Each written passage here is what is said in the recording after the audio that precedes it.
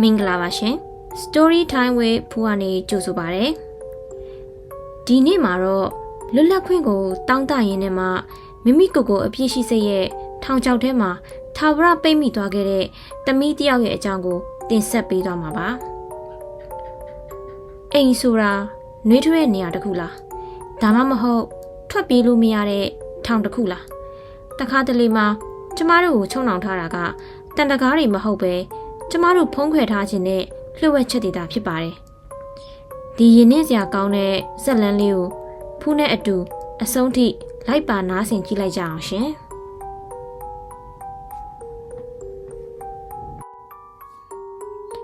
အားလုံးကဒေါခင်ကိုပဲအပြစ်တင်နေကြရလားဟုတ်ပါတယ်ဒေါခင်ကတလုံးကျမတို့အိမ်မှာခေါင်းငုံပြီးတော့အစီခံလာတာပဲအဖေကသူ့ကိုနှိပ်စက်တယ်အမေကသူ့ကိုရိုက်တယ်ကျမကတော့ဘေးကနေကြည့်ပြီးပြုံးနေခဲ့တာဒီအိမ်ကြီးထဲမှာဖုံးကွယ်ထားတဲ့အမောင်တူကိုဘယ်သူမှမသိကြဘူးအဲ့ဒီညကမိုးတွေအရမ်းရွာနေအိမ်ပေါ်တက်မှာအဖေနဲ့အမေရဲ့အော်ဒန်တွေကိုကျမကြားလိုက်ရတယ်ဒေါခင်ကလက်ထဲမှာဓာတ်တစ်ချောင်းနဲ့ကျမအခန်းရှိကိုရောက်လာတယ်သူ့မျက်နှာတစ်ခုလုံးသွေးရည်နဲ့ရဲရဲတောက်လို့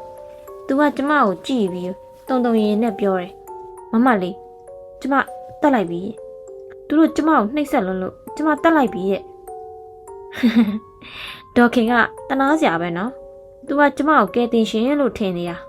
သူကကျမကိုဖတ်ပြီးတော့ငိုတယ်ဒါပေမဲ့သူမသိတာတခုရှိသေးတယ်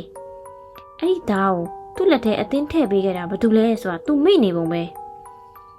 အဖေနဲ့အမေအိပ်ပျော်နေတော့သူတို့ရဲ့အစားတောက်ထဲမှာအစိတ်တွေခတ်ခဲ့တာဘာလို့လဲဆိုတာသူမသိဘူး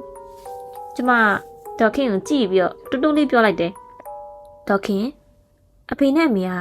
တည်သွားပြီဆိုတော့အခုဒီအမွေတွေအားလုံးကကျမအပိုင်ပေါ့နော်ဒေါခင်ကကျမကိုကြောက်မှန်တကြားနဲ့ကြည့်ရှာတယ်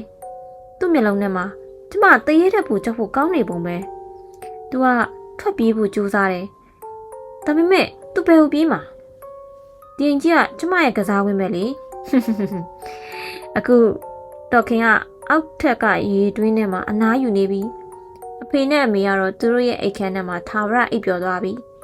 ကျမကတော့မှန်ရှိမှရက်ပြီးကျမရဲ့ခေါင်းရည်အဖြူလေးကိုကြည့်နေတာ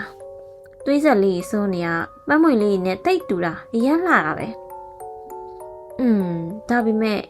ရဲတွေရောက်လာရင်ကျမဘယ်လိုပြောရမလဲသိတာဒေါခင်ကစိတ်ဖောက်ပြန်ပြီးတော့အားလုံးတက်ပစ်တာကျမကတော့ဗီဒီယိုထဲမှာပုံနေလို့လွတ်ခဲ့တာပါပေါ့ဆိုပြီးငိုယိုပြီးပြောလိုက်မှာပေါ့ကျမရဲ့တရုပ်ဆောင်မှုကတိတ်ကောင်းတာပဲလေအားလုံးကကျမကိုတနာကြမှာတည်ချတယ်ဒါပေမဲ့အခုမှန်တယ်မှာ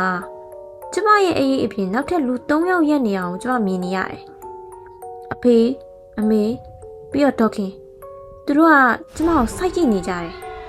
ဒေါခင်ကလက်ညှိုးထိုးပြီးပြောနေတယ်မမလေးအလှည့်ကြရင်မနှွဲတာဘူးတဲ့